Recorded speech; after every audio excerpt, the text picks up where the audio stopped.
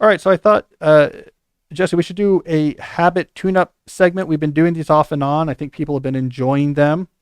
These are segments where I just take a piece of advice or a strategy from my productivity canon, things I've written about in my books or in my newsletter over the years, and just get into it a little bit, tune up or refresh people's understanding of that habit.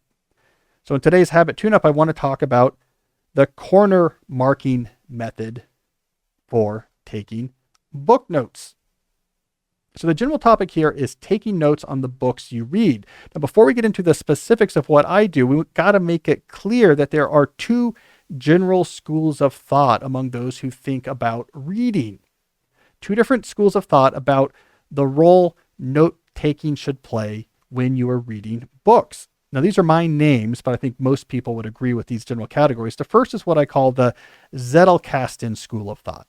So inspired by the Zettelkasten note-taking system, this school of thought says you should always take notes on books you read, regardless of why you're reading them or what you're reading them for. You should take notes. You should capture that information into some sort of smart system so that it can be fuel for this external brain that is cybernetically augmenting your cogitation.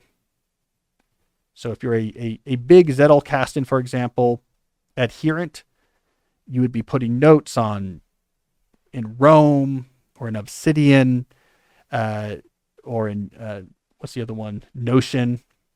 And they would be connected with semantic links to other notes and forming this web of knowledge that you could later pull from. There's all sorts of variations of this general philosophy. Ryan Holiday, for example, copies quotes from books onto index cards and he categorizes them in these big boxes, and he can then go back later and find index cards by boxes to get the quotes and stories he needs for his book. So it's this whole notion of this is fuel for your external brain. Get the information into some system where it can form connections, be retrievable later, but also help you generate new ideas. So that's the Zettelkasten school of thought. The other school of thought on book note-taking is what I call the pragmatic school, which says only take notes on a book if you have a very specific purpose for which you're using that book. Those notes should be serving that purpose. So for example, if you think this book will be relevant for a book chapter you are currently writing, then you would take notes on that book for use in that specific book chapter. On the other hand, if you're just reading a book because it's interesting, then there's no notes to be taken. It's better to focus on reading as much as you can and just enjoying bathing in knowledge. That's the pragmatic method. It's very focused. I am a believer in the pragmatic method. I'm not saying it's best. I'm just saying this is what I happen to do. So let me make this concrete for you. As we talked about earlier in the show, I'm working on a new book, a book about slow productivity. I was just working on the opening to a chapter on the principle of doing fewer things. And I wanted to tell the story of Jane Austen and Andrew Wiles. Andrew Wiles is the Princeton professor who solved Fermat's last theorem back in the early 1990s. And for various reasons, their stories interleave. What I vaguely remembered of them is their stories interleave in interesting ways. And they do a good job of exemplifying the power of actually reducing the number of things on your plate as compared to other people in your same circumstance, right? So that was a general idea. So I got a biography of Jane Austen, Claire Tomlin's biography, which is excellent, by the way.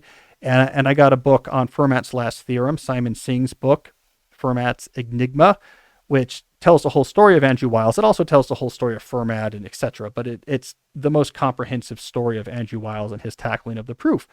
I bought those books to write these chapters. And one of them I already owned, but the other one I bought. And I went through and I took notes on those books, specifically aimed at what I knew I was going to read. Then a couple days later, I went through those notes and I used it to actually help my reading. So that's an example of pragmatic note-taking. How do I take those notes in this circumstance? Well, this is where I use the before mentioned corner marking method, which is a method for taking notes that focuses on minimizing friction as quickly as possible. How can you get the information you need at the fastest possible speed? Because that is the mindset I'm often in when I'm book writing, because there's a lot of books I need to get through. So I thought what I would do here is load up our Magic Telestrator. So again, if you're listening, you can find this video at youtube.com/Cal Newport Media. So Jesse has loaded up here just a sample page from a book.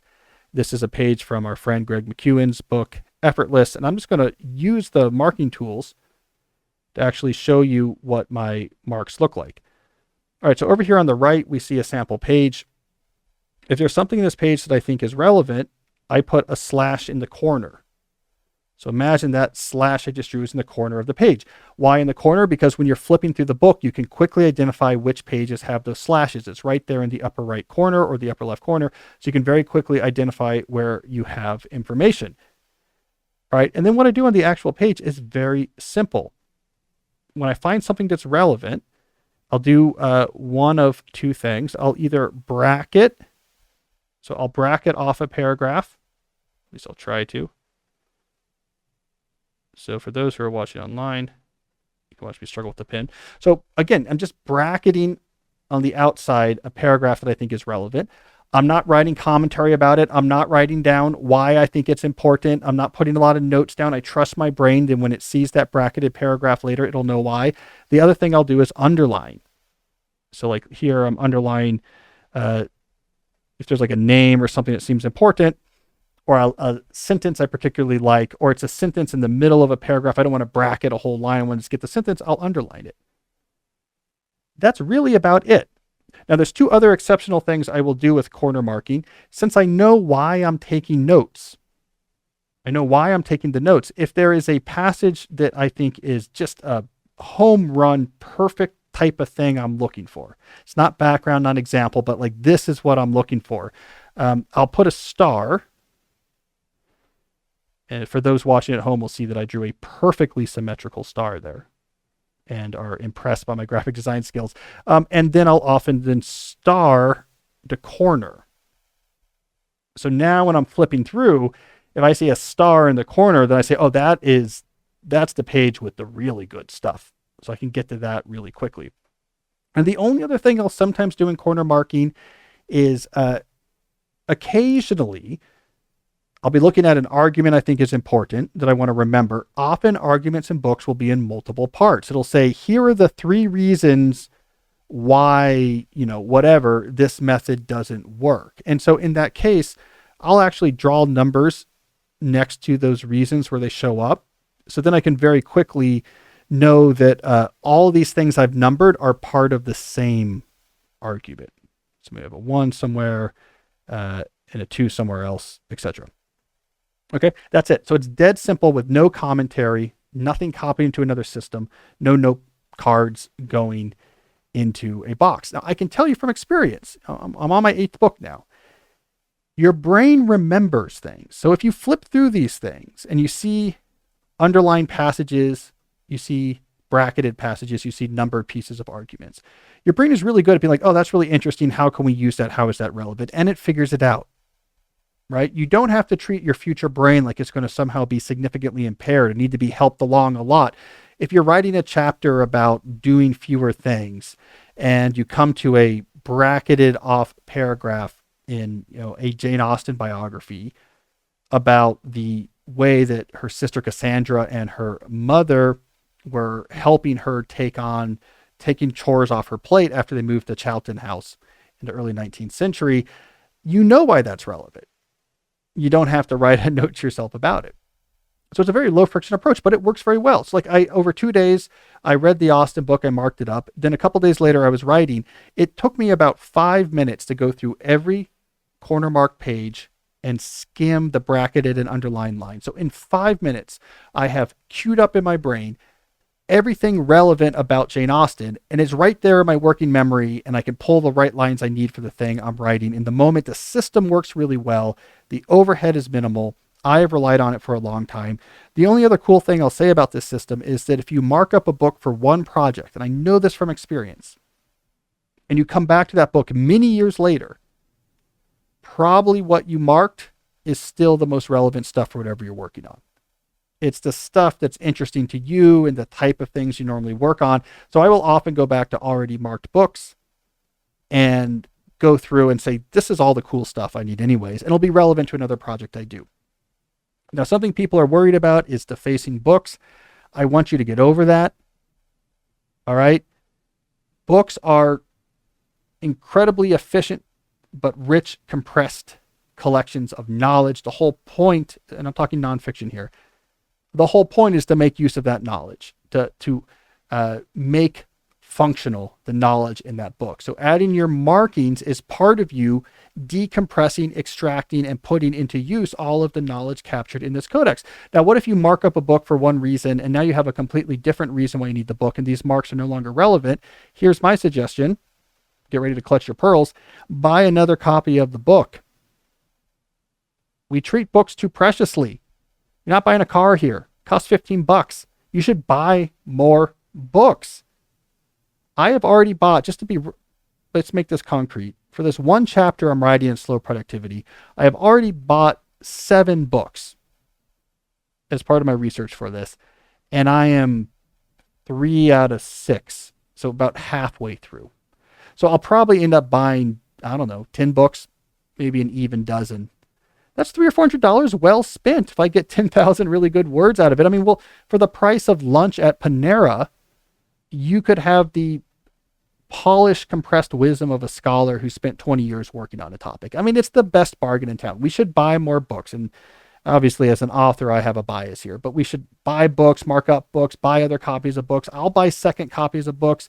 I'll have multiple copies in different formats of books. I'll own it, get rid of it, buy another copy. We should have books being a much richer part of our life, a much more common part of our life. We shouldn't worry so much about having too much books or keeping the books really precious. They're meant to be used, so mark them up. So do you do, it's all hard copy books? Whatever. I mean, so you mean versus Kindle or hard copy versus paperback? Versus Kindle. I prefer to have the physical because the corner marking method is very efficient. Yeah. I'll do Kindle. How would you go about, you just look at your right. So in bookmarks? Yeah. So in Kindle, you can highlight using your finger. And then you can export. So when you're done highlighting a book, you can export. And it will actually send to the email address that's associated with your Kindle account a PDF that has everything you highlighted, put actually pretty nicely formatted, right? So it's actually kind of nice, right? Couple problems with it though.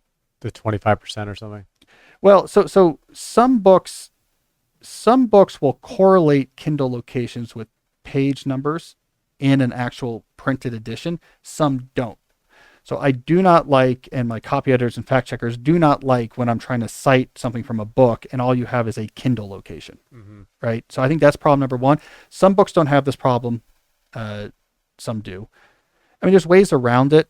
Like not to again, to give away secrets of the trade, but I know like New Yorker fact checkers often, because they don't want to buy every book you used. And I used to send them photos of the page or whatever. They use Google Books often. So you can use Google Books and search for the particular line, and you basically will get a image of the page. And you can see like, oh, this is exactly the way the line looked in the book. So there's a way you can go from, let's say, Kindle highlighted quotes and actually get the page number. But it's nice just to have it. 2, I use my library like a library. So I like to be able to pull things off. I do this all the time. I pull things off the shelf and use it for different projects. That's harder with Kindle. I mean, I know a lot of people are more minimalist about books. Like, why do we drag all these books around and they just take up so much space and they're heavy? I actually use my library like a library. I'm constantly pulling books off of it. So I like having the artifact, but I'll do Kindle, especially if I don't want to wait. I'm like, oh man, I got to write this right now. And I think this book has a chapter in it I need. I'll just buy the Kindle thing so I can have it. It's, by the way, it's not uncommon for me to then buy a hardcover or paperback version of a book I had in Kindle. I'll get some notes out of it. Like, this is useful, and I'll buy the book so I have it for my library as well. So again, I'm happy to buy a book multiple times. Do any of these books that you're reading count for your May books? I'm not reading them. I'm not counting any of them towards the May books. Like for the Austin biography, I'm turning the speed knob up and down. So I'm kind of skimming, and then I slow down when things are really relevant, and then I speed back up. Now, that's enough for me to have a pretty nuanced understanding, I would say, of like Austin's life and the social and economic circumstances in which she lived and the dynamics of her family. Like, I now know a lot about Jane Austen, but I didn't read every detail, so I don't count it towards the May book. For the Fermat's book, I was just reading the chapters about Andrew, so I don't count it towards the May books. So But if I read every page, then I will. When you're doing if I'm going to read a dozen books for this chapter, I'm not going to read every line of those books. You're going to be in and out. You're going to skip chapters. You get really good at variable speed skimming. And if you do it well, you can learn a ton. You get a lot of context pretty quickly.